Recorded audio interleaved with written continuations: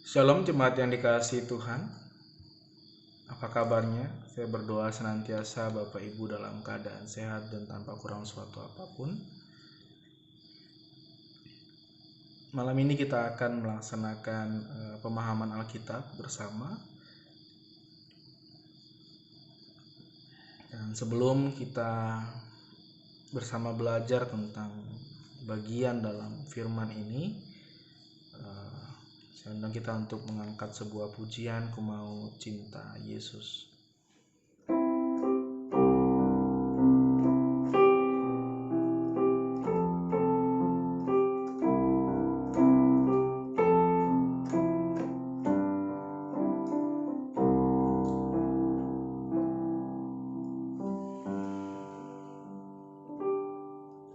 Ku mau cinta Yesus selamanya. Ku mau cinta Yesus selamanya. Meskipun badai silih berganti dalam hidupku, ku tetap cinta Yesus selamanya.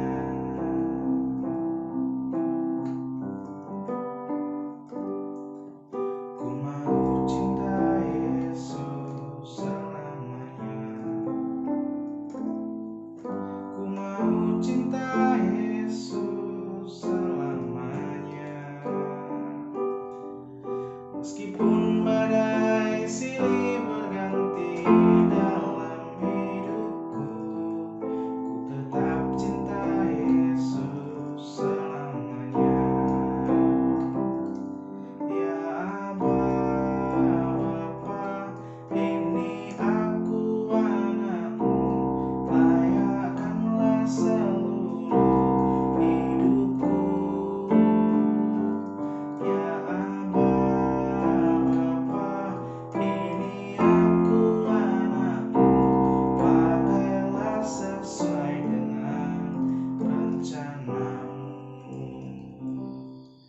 Jemaat yang dikasihi Tuhan, pemahaman Alkitab kita pada malam hari ini terambil dalam Injil Markus pasalnya yang ke-6, ayatnya yang ke-30 hingga yang ke-44. Injil Markus pasal yang ke-6, ayatnya yang ke-30 hingga yang ke-44. Saya beri waktu Bapak Ibu untuk membaca, silakan di pause videonya, dan setelah Bapak Ibu membacanya silakan dilanjutkan kembali. Jemaat yang dikasihi Tuhan, kalau kita berbicara tentang Injil Markus pasal 6 ayat 30 sampai 44, maka lagu sekolah minggu ini menjadi tidak asing ya.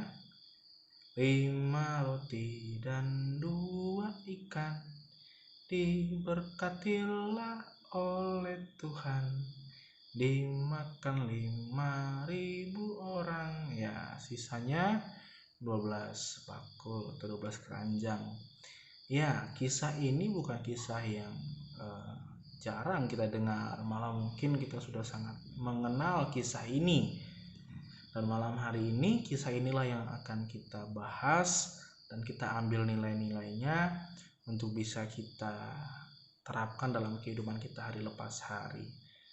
Kalau kita melihat bahwa saya secara pribadi akan berfokus bukan pada penafsiran yang sedang beredar di kalangan banyak orang. Ada yang memperdebatkan, ini mukjizat Yesus bukan terletak pada ia memperbanyak roti ini dalam doanya, tapi dia itu terdapat dalam kemampuannya mengubah hati banyak orang, lalu kemudian membuat banyak orang mengeluarkan seluruh bekalnya dimakan bareng-bareng sisa 12 bakul. Atau ada perdebatan juga, enggak, memang itu doanya Yesus mujizat, lalu kemudian yang 5 roti menjadi 2 ikan itu bisa mencukupi mengenyangkan 5.000 laki-laki ya. 5.000 laki-laki, kalau dia bawa istri berarti 10.000, kalau bawa anak satu berarti 15.000 ya, kalau bawa anak 2 berarti 3, silahkan dihitung sendiri ya Bapak Ibu ya. Kita nggak akan bahas soal itu.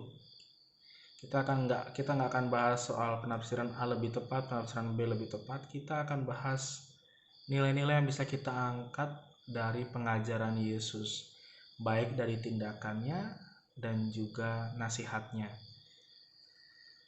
Pertama, mari kita fokus pada ayat yang ke-34. Ketika Yesus mendarat, ia melihat sejumlah besar orang banyak, tergeraklah hatinya oleh belas kasihan kepada mereka, karena mereka seperti domba yang tidak mempunyai gembala. Lalu mulailah ia mengajarkan banyak hal kepada mereka. Yang ini yang mungkin bisa kita pelajari dari apa yang dikerjakan Yesus, teladan, bahwa hatinya mudah tergerak oleh belas kasihan. Ia menjadi pribadi yang sangat peduli dengan apa yang terjadi dengan orang-orang di sekitarnya. Dan uniknya adalah ia kemudian mengabaikan dirinya sendiri. Kalau kita lihat pada ayat yang ke-31, Yesus capek, dia butuh istirahat. Tapi rupanya ketika dia ngajak murid-muridnya untuk istirahat di satu tempat yang sunyi, kedengeran sama banyak pengikutnya pada saat itu ya. Lalu kemudian karena kedengaran, kemudian mereka berduyun-duyun untuk mendahului rombongan Yesus ke tempat Yesus mau istirahat. Akhirnya bukannya dapat tempat yang sunyi, malah tambah rame ya orang di sana. Lalu kemudian Yesus tidak kemudian, sudahlah tinggalin aja, kita tidur aja dulu, enggak.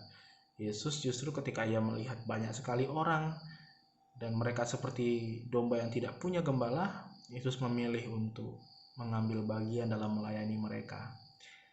Jemaat yang dikasihi Tuhan, apa yang bisa Bapak Ibu pelajari dari teladan Yesus ini? Ya benar, bahwa kemudian kita ditantang untuk menjadi orang yang peka terhadap kebutuhan sesama. Kita ditantang untuk menjadi orang yang tidak ignorance, tidak masa bodoh, tidak sok-sok tidak peduli, tapi harus menjadi orang yang penuh dengan belas kasihan dan mempunyai hati yang mudah sekali tergerak untuk menolong sesama. Jemaat yang dikasihi Tuhan, itu yang bisa kita pelajari dari yang dikerjakan Yesus ya, ayat yang 34. Lalu yang kemudian yang bisa kita pelajari, mungkin kita bisa mengalihkan fokus kita kepada dialog antara murid dengan Tuhan Yesus. Peristiwanya itu ayat 35 tuh, udah mulai malam, murid-murid datang ngomong sama Tuhan Yesus, tempat ini sunyi dan hari sudah mulai malam. Suruhlah mereka pergi supaya mereka dapat beli makan di desa-desa atau di kampung dekat sini. Lalu kemudian apa yang disampaikan Yesus? Kamu harus memberi mereka makan. Kamu harus memberi mereka makan. Jadi kita lihat di sini apa yang disampaikan oleh para murid ya, itu hal yang wajar kalau kita melihat bahwa ya bukan urusan kita dong ketika mereka mau ikut Tuhan Yesus, mereka berbondong-bondong dan kemudian mereka memilih untuk nggak makan pada saat itu lalu kelaparan. Ya urusan mereka dong, lalu mereka harus cari makan sendirilah kan gitu. Kenapa harus jadi tanggung jawab kami? Yesus ajarkan di sini bahwa mereka yang lapar menjadi tanggung jawabmu. Lalu apa kata murid-muridnya? Haruskah kami membeli roti seharga 200 dinar untuk memberi mereka makan? Duit yang tidak sedikit. Dan apakah kita punya duit sebanyak itu, kan begitu? Sementara mereka bukanlah orang-orang golongan kaya, kan begitu? Bukanlah orang-orang golongan berduit. Jadi wajar kalau mereka berpikiran seperti itu. 5.000 orang laki-laki, kalau sama ya itulah 15.000 orang di situ ada. Kok kami yang harus kasih makan? Nah, ini yang bisa kita pelajari. Apa yang diajarkan Yesus pada ayat yang 38. Berapa banyak roti yang ada padamu? Cobalah periksa. Lalu mereka memeriksanya berkata, 5 roti dan 2 ikan. Jemaat yang dikasihi Tuhan, apa yang bisa kita angkat dari ayat ini? Apa yang bisa kita angkat? Nilai apa yang bisa kita ambil dari perbincangan singkat antara Yesus dengan para muridnya? Yang bisa kita angkat adalah konsep memberi dari yang ada padamu. Jemaat yang dikasihi Tuhan, kita mungkin seringkali mendengar apa yang saya ajarkan. Jangan menjadi pribadi yang tidak mau atau tidak bisa memberi banyak, tetapi malu memberi sedikit, ujung-ujungnya menjadi tidak memberi sama sekali.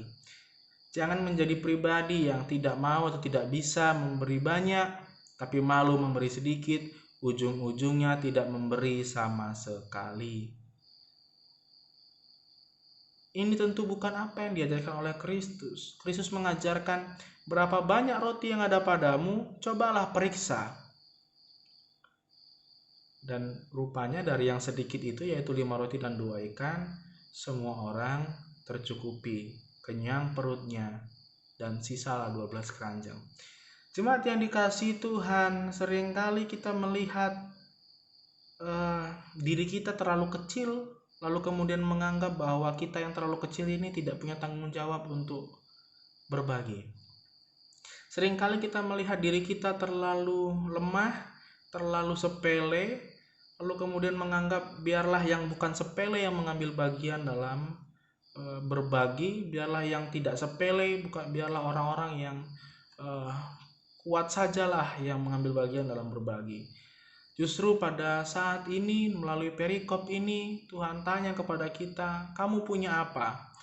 Berapa banyak yang kamu punya? Mulailah dari situ untuk berbagi. Karena kita bicara soal mulai dari yang sedikit. Karena tidak ada angka 2 sampai 1000 tanpa ada angka 1. Mulai aja dulu dari apa yang sedikit itu. Jemaat yang dikasihi Tuhan, jangan berhayal kita bisa terlatih memberi yang banyak. Kalau kita memberi sedikit saja, hati kita pun sangat sulit. Maka dari perikop ini setidaknya 2 hal itulah yang bisa kita pelajari pada malam hari ini. Berapa banyak roti yang ada padamu, Bapak Ibu? Periksalah. Ya. Berapa yang ada padamu? Kamu punya beras sekilo, mulailah dari beras yang sekilo itu. Kamu punya uang 5.000, mulailah dari uang yang 5.000 itu. Karena kita bicara bukan memberi dari kelebihan kita, tapi tantangannya justru ada pada memberi dari kekurangan kita. Kita belajar dari janda miskin yang kemudian memberi dari seluruh nafkahnya hari itu kepada Allah.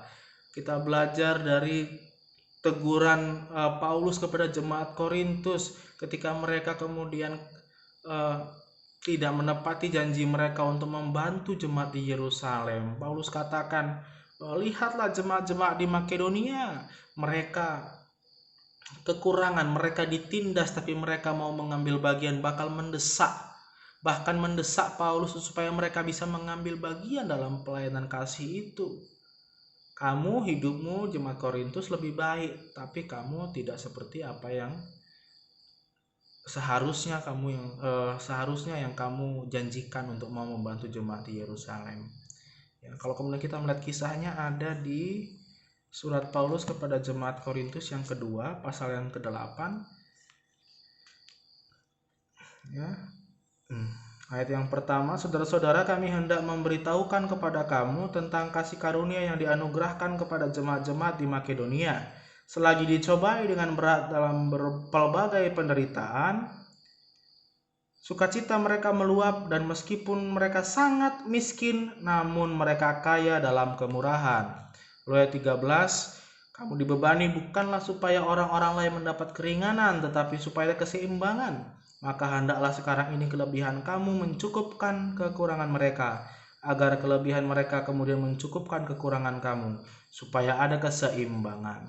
Jemaat yang dikasihi Tuhan, semua bicara soal mulailah dari yang sedikit, mulailah dari yang ada padamu, karena kalau kita berpikir untuk langsung memberi yang besar, melakukan hal yang besar, lalu kita kemudian merasa, saya tidak sanggup, lalu kemudian merasa itu bukan menjadi tanggung jawab kita, maka kemudian kita gagal dalam mengikut Tuhan Yesus. Karena mengikut Tuhan Yesus bicara soal mengikuti ajaran dan teladannya. Kita bicara soal inspirasi.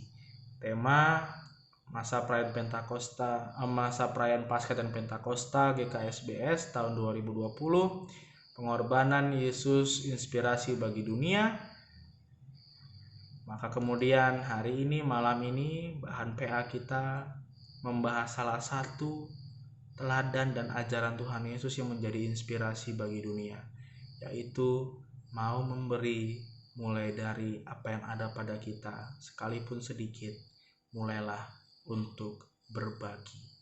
Maka jemaat yang dikasihi Tuhan, kerjakanlah apa yang sudah kita ketahui, sebab itu sudah menjadi tugas tanggung jawab kita sebagai seorang Kristen.